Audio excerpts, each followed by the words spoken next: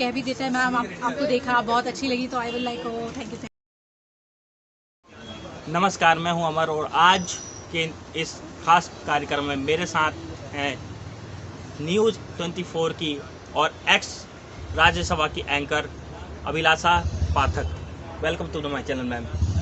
Thank you Amar. और हम लोग अक्सर जब यहाँ आते हैं चाय पीने के लिए, तो अमर से मेरी मुलाकात हुई और बहुत अच्छी बातें हुई और मुझे बहुत खुशी है कि DU में पढ़ाई कर रहे हैं अमर और साथ ही अपना YouTube चैनल चलाते हैं। और जब फिल्म सिटी में आते हैं तो हम जर्नलिस्ट से ये इंटरेक्ट करते हैं और इनके ज़रिए हम अपनी बातें आप तक पहुंचा सकते हैं।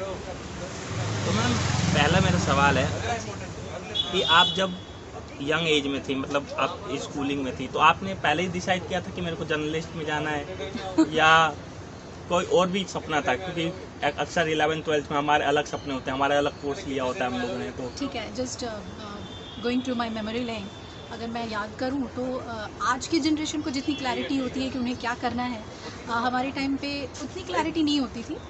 Coming from a small town Jharkhand, Bokaro steel city, मैं अपने आप को बहुत भाग्यशाली समझती हूँ कि एक ऐसी जगह से मैंने पढ़ाई की, स्कूलिंग की, जहाँ के स्कूल्स बहुत फेमस हैं और अच्छी स्कूलिंग मिली, बेस अच्छा मिला। तो पॉजिटिव और वाइब्रेंट तो थे कि दिल्ली जाना है, कुछ अच्छा करना है। DU में एडमिशन मिला, किरोड़ीमल कॉलेज से पास आउट हूँ मैं, इंग्लिश ऑनर्स मैंने वहाँ किया। क्लैरिटी तो थी कि कुछ अच्छा करना है और क्रिएटिव करना है, क्योंकि मेरा बेंट जो था वो सिंगिंग, एक्टिंग, डिबेट, इन चीज़ों में था। तो मुझे ये बहुत क्लैरिटी थी कि मैं 9 to 5 जॉब के लिए नहीं बनी हूँ, मुझे कुछ एक्सप्लोर करना है, ट्रैवल करना है, नई चीज़ें ढूंढ कर लानी है, क्रिएटिव चीज़ें लानी है। तो बहुत आराम से जर्नलिज़्म समझ में आया और मैंने YMCA से जर्नलिज़्म किया और उसके बाद सफ़र की शुरुआत हो गई जर्नलिस्ट के तौर पे। तो मैम, आपने अभी कहा कि सिंगिंग का है, तो आपको सिंगिंग में भी जाने का मन था? हाँ, एक फेज़ हर किसी के करियर में आता है जब आप बहुत कंफ्यूज्ड होते हो, स्पेशली अगर आप क्रिएटिव हो, आप थिएटर करना चाहते हैं, आप सिंगिंग करना चाहते हैं, आप एक्टिंग में जाना चाहते हैं और आप जानते हैं कि you are quite good, but in the same time आपको एक प्रोफेशनल सपोर्ट चाहिए होता है। तो अगर मैं उस वक्त प्लंज लेती तो शायद सिंगिंग भी कर सकती थी, अभी भी कर रही हूँ, लेकिन मुझे अपने आज की जो स्थिति है वो बेहतर लगती है कि मैं एक जर्नलिस्ट हूँ, स्टेबल काम कर रही हूँ और साथ ही साथ जो मेरा पैशन था म्यूज़िक का, मैं उसको भी फॉलो करती हूँ, दो not professionally, but I am happy because I am a कीन लर्नर ऑफ क्लासिकल म्यूज़िक। बहुत सुनती हूँ, गज़लें सुनती हूँ, भजन सुनती हूँ और कोशिश करती हूँ कि खुद भी कंपोज करूँ। और वक्त पे क्योंकि YouTube एक बहुत ही अच्छा माध्यम है संगीत के लिए भी, तो अगर आप मेरे YouTube चैनल पे जाएंगे तो you will find some of my singing videos and I hope you will like it. Ma'am, actually हम जब किसी के बारे में रिसर्च करते हैं, कोई भी नाउन पर्सनैलिटी होती है, तो उसके बारे में काफ़ी चीज़ें आती हैं, बट आपके केस में ऐसा नहीं है। आपके बारे में मैंने गूगल पे सर्च किया, गूगल पे कुछ नहीं मिला, और आपको मैंने आपके सोशल मीडिया हैंडल चेक किए, तो सोशल मीडिया पे हैं पर आप उतना एक्टिव नहीं रहती हैं। और यूट्यूब पे तो एक दो वीडियो मिली, आई थिंक वो भी फेक थी, क्योंकि आपकी लाइफ स्टाइल के ऊपर बनाई गई थी। जी।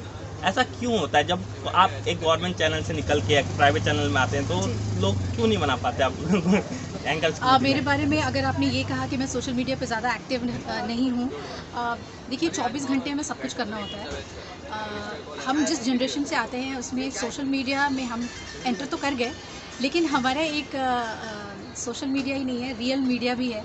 उस रियल मीडिया को भी जीना पड़ता है, फिर अपनी फैमिली को भी जीना पड़ता है, फिर जो हमारे अपने पैशन से उनको भी जीना पड़ता है।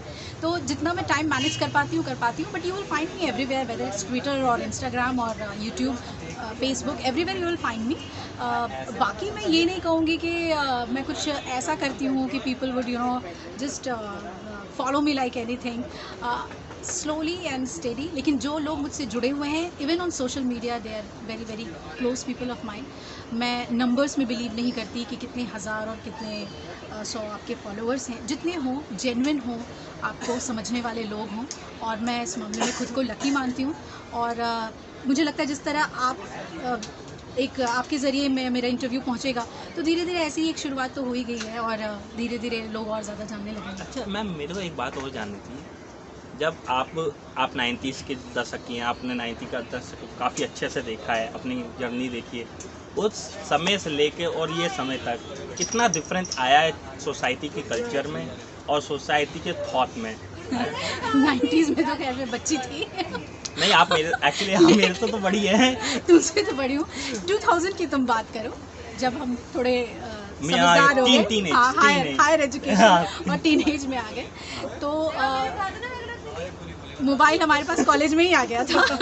तो कोई दिक्कत नहीं थी। लेकिन हाँ, ये है कि डिफरेंस तो काफ़ी आ गया है। मतलब हम लोग खुद सीखते हैं, जो हमारे जूनियर्स हैं, ये क्या ऐप है बताओ, या मुझे ऐसा वीडियो बनाना है कैसे मैं करूँ। फिल्टर्स हम एंकर्स करते हैं। आजकल के तो बच्चे हमें सिखा रहे हैं। हाँ, काफ़ी कुछ सिखाते हैं। और जैसे तुमसे भी इंटरेक्शन हो रही है तो मैं समझ पा रही हूँ तुम कैसे यूट्यूब चैनल चला रहे हो।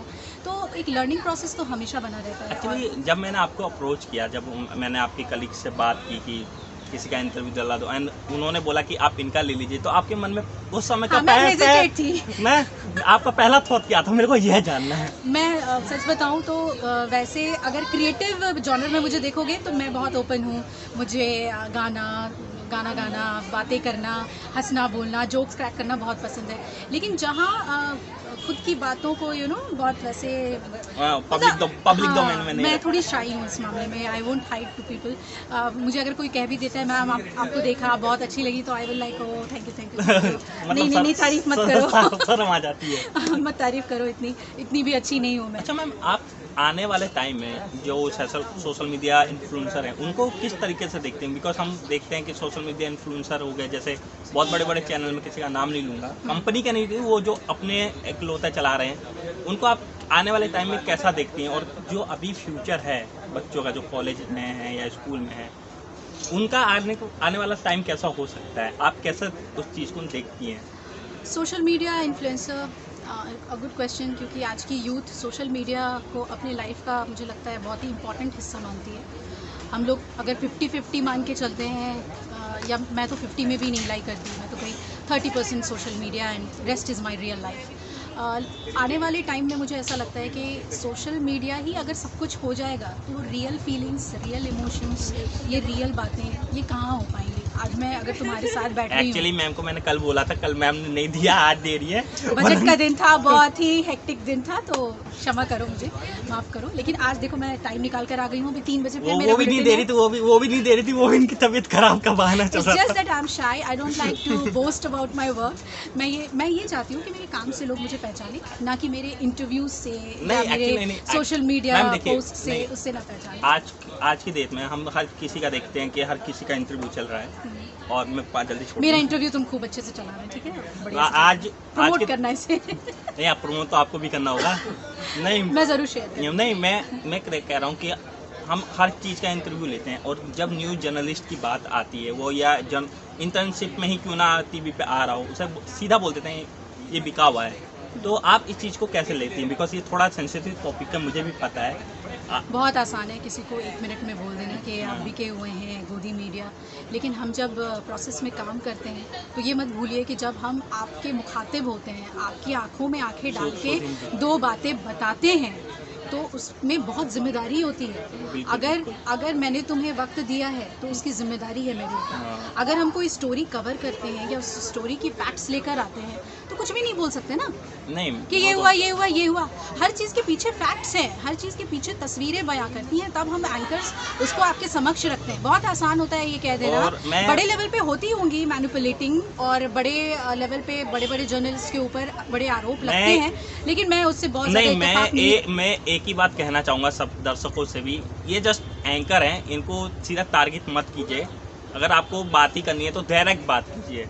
ये लोग अपना काम करते हैं, इनकी मंथली जो सैलरी मिलती है उनको टारगेट दिया जाता है, ऊपर से आता है काम। लेकिन मैं एक बात कहना चाहूँगी कि जर्नलिज्म एक ऐसा प्रोफेशन है जिसमें सैलरी इज़ नॉट एवरीथिंग। हम जर्नलिज्म में आते हैं मिशन के तहत। ये ऐसा प्रोफेशन नहीं है जिसमें आपको ये मालूम हो कि इतने साल के एक्सपीरियंस पे इतनी सैलरी होगी और इतने साल के एक्सपीरियंस पे इतनी सैलरी होगी। कई बार बहुत ज़्यादा अनुभवी लोग होते हैं, कम सैलरी पे काम करते हैं। कई बार बहुत नए बच्चे होते हैं, बहुत अच्छी सैलरी पर वो काम करते हैं। अगर मैं अपना वक्त याद करूं, जिस तरह हमने स्टार्ट किया था और आज का वक्त देखूं, तो बहुत ह्यूज डिफरेंस है। बहुत प्रोफेशनल हो चुकी हैं चीज़ें, सेक्टर पूरा ऑर्गेनाइज्ड हो चुका है, कॉर्पोरेट की तरह काम करता है। बट इवन देन ये याद रखिए कि जर्नलिज्म एक करियर ओरिएंटेड ऐसा प्रोफेशन नहीं है जिसमें you are here to make money. It's a mission. आप एक सोच को अगर रखते हैं, आप आइडियलिस्टिक हैं, आप अपनी सोसाइटी के लिए, अपनी कंट्री के लिए आवाज़ उठाना चाहते हैं, बुलंद करना चाहते हैं, इन्फॉर्मेशन फ्लोट करना चाहते हैं, then journalism is for you. YouTube पर अगर आप चैनल चला रहे हैं, आप अगर 4 फैक्ट्स के साथ एक वीडियो बनाते हैं, that is also journalism. You are expressing your views. Actually क्या होता है, जब हम किसी से मिलते हैं या कोई बड़ी पर्सनैलिटी होती है, वो टाइम नहीं होता। आई अंडरस्टैंड, बट जब हम किसी के थ्रू जाते हैं वो सीधा मिल लेते हैं। मैंने कईयों को देखा है, मैं बहुत करेक्ट बोलता हूँ। आपने डायरेक्ट इंटरव्यू देने के लिए तैयार हुई, आपकी भी कंपनी की पॉलिसी होंगी, औरों की भी होती हैं, बट जब हम जैसे कोई छोटा यूट्यूबर किसी जर्नलिस्ट को अप्रोच करता है, मैं अपनी ही बात करूँ तो मैंने आपसे पहले भी बहुतों को अप्रोच किया और उनमें से काफ़ी लोगों ने मना किया, एंड टाइम पे मना किया, मैसेज करके टाइम वाइम सब फिक्स हो जाता है, फिर बोलते हैं हमारी कंपनी की पॉलिसी। आई थिंक वो पहले पढ़ते नहीं है या बाद में वो देना नहीं चाहते। तो आप इस नज़रिए को कैसे देखती हैं, ऑल ऑफ जर्नलिस्ट? मैं सिर्फ अपने बारे में बात करूँगी और मैं बहुत ही जज्बाती लड़की हूँ जो दिल से ज़्यादा सोचती है, दिमाग से सिर्फ जर्नलिज्म के टाइम पर सोचती है, लेकिन रिश्तों के वक्त पे इतना दिमाग नहीं लगाती। अगर मुझे अमर अच्छे लगे, मुझे अमर से लगा कि मैं बात करूं, आप तक पहुंचूं, तो मैं यहाँ हूं। और मुझे लगता है जो भी अगर प्रॉमिस करते हैं, वादा करते हैं कि ठीक है मैं इंटरव्यू पे अपीयर करूंगी, तो ना नहीं बोलना चाहिए।